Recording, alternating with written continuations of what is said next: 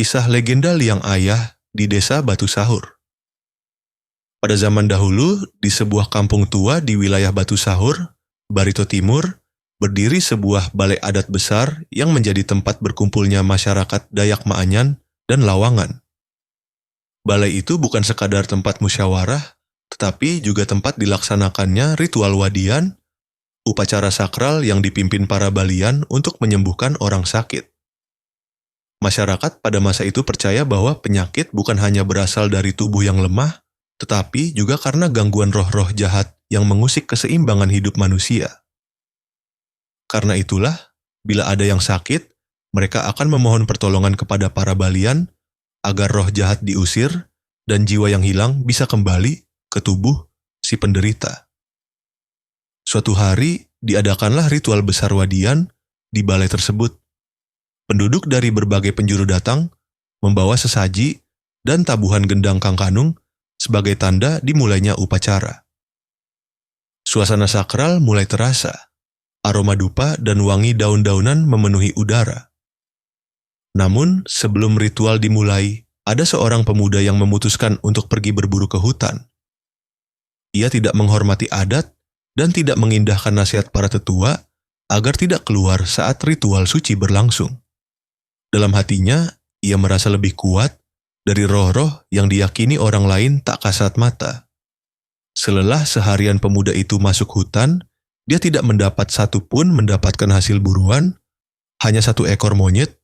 Pemuda itu kesal, dia potong-potong monyet itu jadi beberapa bagian, dan tangannya monyet itu dibawanya pulang. Sampai di kampung acara balian masih berlangsung hingga malam hari, sang pemuda itu masuk arena acara, kemudian memukul-mukul gendang dengan kedua tangan monyet itu, dengan gaya mengolok-olok.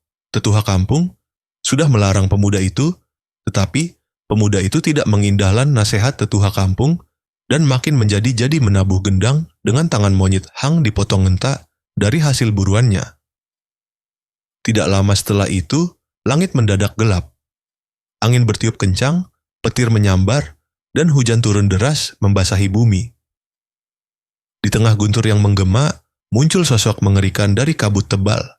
Nayubuti Turu, makhluk jahat yang dipercaya sebagai iblis penjaga antara dunia manusia dan dunia roh.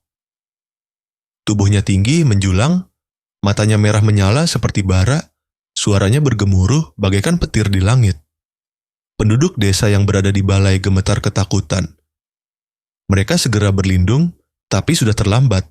Nayubuti Turu sangat murka.